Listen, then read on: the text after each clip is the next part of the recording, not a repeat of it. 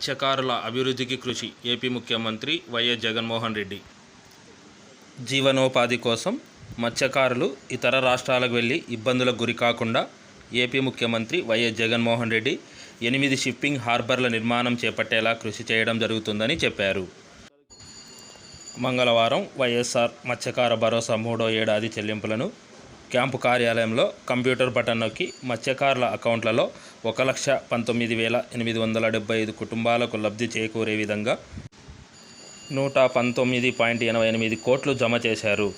ఈ సందర్భంగా ముఖ్యమంత్రి మాట్లాడుతూ ఇప్పటికే 4 హార్బర్లకు సంబంధించి 1,510 కోట్ల వ్యయంతో అంతర్జాతీయ ప్రమాణాలతో నెల్లూరు జిల్లాలో జువ్వల దిన్నె, తూర్పుగోదావరి జిల్లాలో ఉప్పాడ, గుంటూరు జిల్లా నిజాంపట్నం, కృష్ణా జిల్లా మచిలీపట్నంలో 4 షిప్పింగ్ హార్బర్ల నిర్మాణం పనులకు ప్రణాళికలు సిద్ధం చేసినట్లు పేర్కొన్నారు.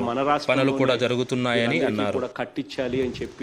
శ్రీకాకుళం జిల్లా గూడగొట్లుపాలెంలో, విశాఖపట్నం జిల్లాలో పులిమడక, పశ్చిమ గోదావరి జిల్లాలో బియ్యపు తిప్ప, ప్రకాశం జిల్లాలో కొత్తపట్నంలో 1,365 కోట్లతో త్వరలోనే మరో 4 షిప్పింగ్ హార్బర్లను అమలు చేస్తున్నట్లు తెలిపారు. మొత్తంగా 2,775 కోట్ల ఖర్చుతో 8 షిప్పింగ్ హార్బర్ల నిర్మాణం 80,000 మంది మత్స్యకారులకు ఉపాధి ఉంటుందన్నారు.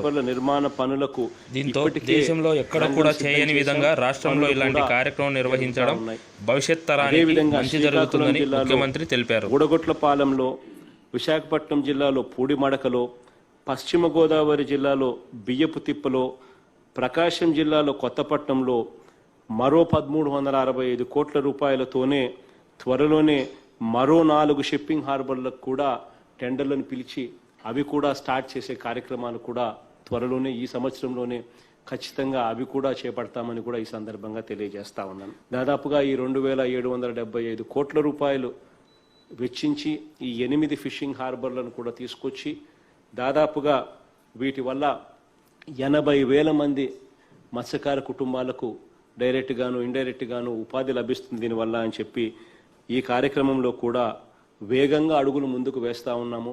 ఇప్పటికే 4కి సంబంధించి 4 ఫిషింగ్ హార్బర్లకు టెండర్లు అయిపోయాయి.